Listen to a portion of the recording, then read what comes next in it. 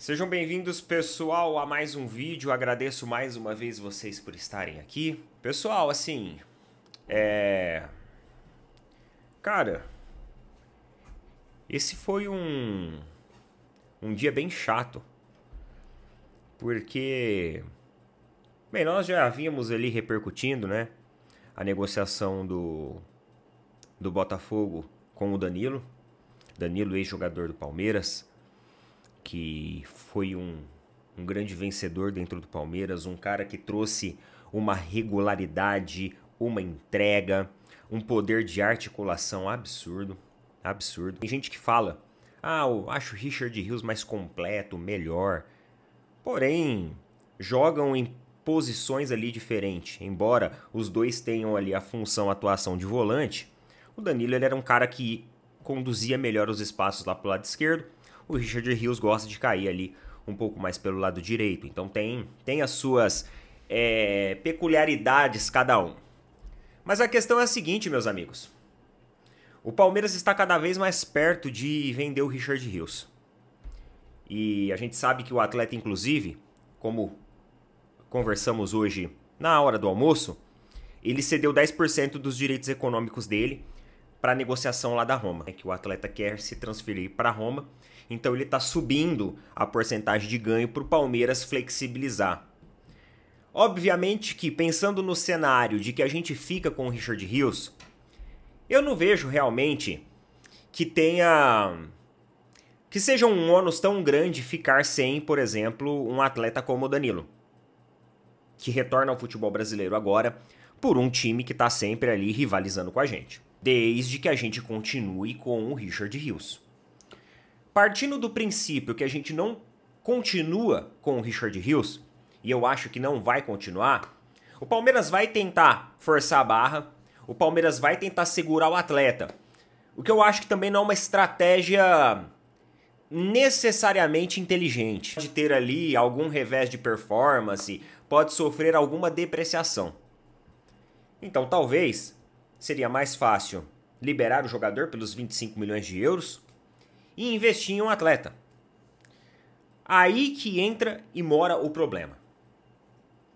Tudo bem, Danilo foi lá para o Botafogo, recebeu uma proposta do Botafogo, o Anderson Barros deu uma declaração para o André Hernan, que não procurou o Danilo, que não quis fazer nenhum tipo de negociação com ele. O Danilo até tentou, a priori, falar que não ia jogar em outra equipe, que aqui no Brasil optaria pelo Palmeiras, pra tentar, sei lá, né, vamos jogar uma isca pra ver se os caras mordem.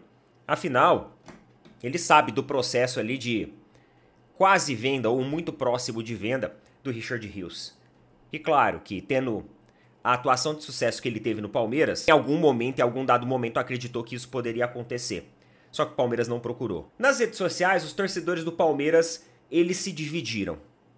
Uma parte dos torcedores chamaram o Danilo de traíra. Na minha opinião, o jogador, ele é um profissional acima de tudo. E se ele não é procurado pelo clube a qual ele pertenceu, se ele não desperta o interesse dos gestores, dos dirigentes daquele clube, ele também não vai ficar a Deus dará, a ver navios. Ele tem que tomar uma posição porque é a carreira dele que está em jogo. Ele não tinha espaço na Europa. Não estavam conseguindo trazer negociações da Europa para ele, porque ele teve uma lesão. E a lesão dele foi uma lesão grave, não foi uma lesão simples. E repercutiu muito dentro da Europa. E aí ele voltou, ele não conseguiu ter continuidade. Então as equipes, cara, elas ficam assim, todas muito receosas de fazer proposta. Podia ter até proposta de empréstimo, mas empréstimo o Nottingham não queria. Eles queriam venda. Então o jogador também não vai ficar a Deus dará, a ver navios, e deixar com que o seu lado profissional fique em segundo plano por um lado emocional de querer jogar num Palmeiras que não quer ele. Anderson Barros declarou que não iria tentar negociação com ele. Outros torcedores ficaram revoltados com a gestão do Palmeiras. Pô, os caras nem foram atrás, nem fizeram questão de ir atrás. E teve uma parte dos torcedores também que falou, não, o Palmeiras tá certo de não ir atrás. Ia pagar mais caro no jogador, vendeu por um valor e ia comprar pelo dobro.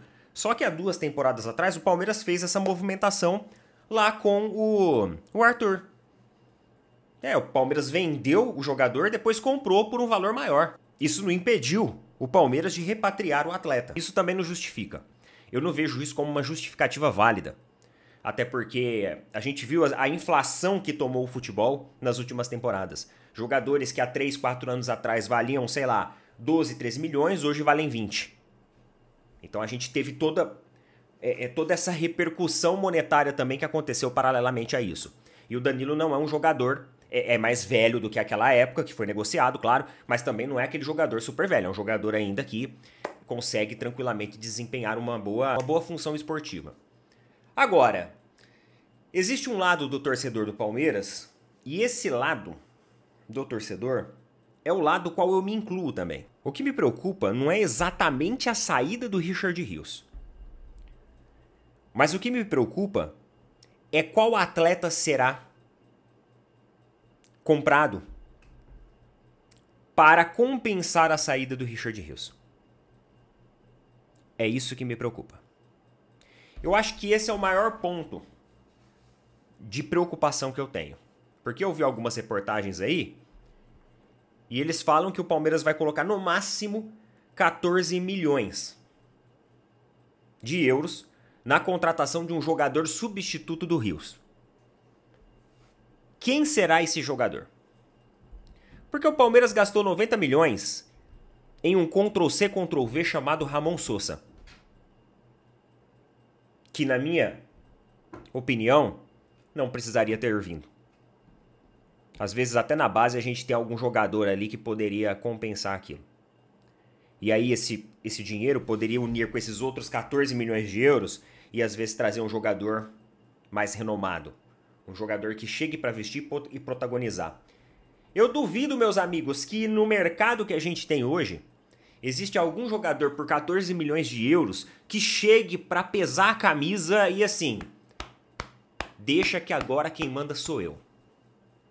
Eu arrisco a dizer, olhando ali para volante, que esse jogador talvez não exista. Obviamente que eu não tenho o conhecimento do mercado esportivo, da mesma forma que um scout tem que ter. Mas eu desconfio, com base aí nas negociações de rivais, com base nas negociações do próprio Palmeiras, que um jogador de 14 milhões de euros ele não vai entregar aquilo que a gente realmente precisa, aquilo que realmente o Richard Rios, por exemplo, entrega hoje, aquilo que o Danilo, por exemplo, nos entregou no passado. E eu desconfio também que o plano de tornar o Palmeiras uma equipe cada dia mais medíocre, esportivamente falando, ele continua. Porque na minha ideia, quando você vende um jogador por 25 milhões de euros, o jogador que você pode trazer e que você deve trazer para repor esse jogador, ele tem que ser tecnicamente melhor que o jogador que saiu. E no Palmeiras a gente substitui grandes jogadores e grandes peças por jogadores nota 6, nota 5,5. Essa é a realidade da nossa gestão hoje. Essa é a realidade da nossa gestão hoje. Deixa muito a desejar. E é isso que realmente me preocupa. Porque se o lado esportivo, galera, parar de rotacionar, se a gente parar de ter, se o Abel parar de ter sorte, a gente vai começar a sofrer. E aí é um efeito dominó. Arquibancadas mais vazias, ingressos mais baratos, como já está acontecendo. Ingresso já está mais barato, mas ok. O ingresso barato é um pedido do torcedor, eu entendo. Só que aí você tem que entender, barato quanto? Barato a ponto de deixar a cadeira vazia ainda? Quando o barato, ele é barato e ainda mantém cadeira vazia, é um ponto de atenção. Porque aí já não é uma questão da precificação. Aí já é uma questão do que o torcedor vê em campo. Então a gente tem que olhar também para essa variável. E o efeito dominó, diminui sócio torcedor, diminui a disponibilidade financeira. Na base a gente não tem Estevão nem Hendrick mais para vender. E as coisas elas vão tomando esse rumo e essa proporção. Então, o aspecto esportivo do Palmeiras, neste momento, me preocupa. Principalmente com a saída aí de bons jogadores. Como é o caso do Rios. e a não reposição. Enquanto isso, nossos rivais, você vê, o Botafogo tá investindo, trouxe Montoro, tá trazendo o Danilo. Cara, vai montar uma puta equipe. O Botafogo, galera, tá montando uma puta equipe. Se vai dar certo ou não, eu não sei. Se vai responder no campo, aí eu não sei. Vai depender do técnico, vai depender do entrosamento dos jogadores, né? Do trabalho ali de analistas que eles tiveram. Mas tá montando uma puta equipe. Em questão ali de nome, de ficha técnica, é uma equipe jovem, é uma equipe sagaz, uma equipe com bons jogadores. Jogadores que têm ali um know-how de experiência muito bom em competições, principalmente aqui sul-americanas aqui da nossa região. Então, o Botafogo, eles estão bem atentos a esses movimentos. E a gente tem que estar também. Chegou a hora de Barros, Leila começarem a acordar e começar a colocar a mão na massa e trazer jogadores realmente que vistam e resolvam. Beleza? É isso minha preocupação. Coloca nas opiniões aí. Tamo junto.